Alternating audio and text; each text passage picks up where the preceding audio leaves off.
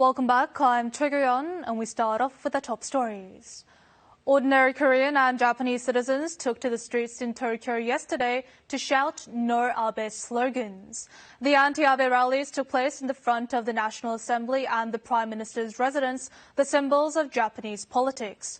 The protesters got together to form an anti-Abe coalition to overcome the anti-Korean and anti-Japanese sentiments. 아베政権を不当な経済報復を即刻撤回せよ! No Abe slogans ring out right in front of the Japanese Prime Minister's residence and office. Citizens came out in droves despite the scorching heat to call for Japan's compensation for its colonial rule and the immediate withdrawal of its unfair export controls. They also made it clear that they are against anti-Japanese and anti-Korean sentiments. The coalition of Korean and Japanese citizens were standing together to stand up against the Abe administration for actions that disrupt peace.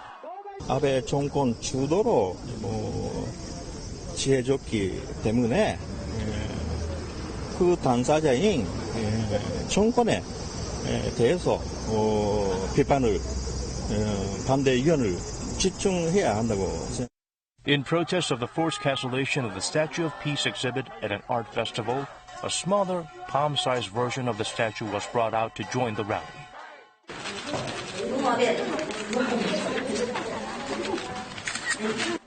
Prior to this demonstration, a press conference by civic groups was held at the House of Councillors building near the Japanese National Diet. They urged the citizens of the two countries to work together to stop the Abe administration from irrationally hurling toward the far right.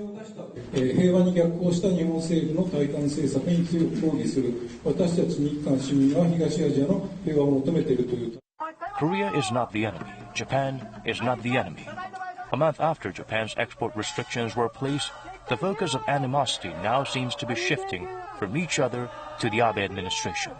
On Korea's Independence Day, which falls on August 15th, at Gwanghwamun in central Seoul, Japanese civic groups plan to take part in a rally denouncing Japan's wartime labor conscription to show their solidarity with Korea.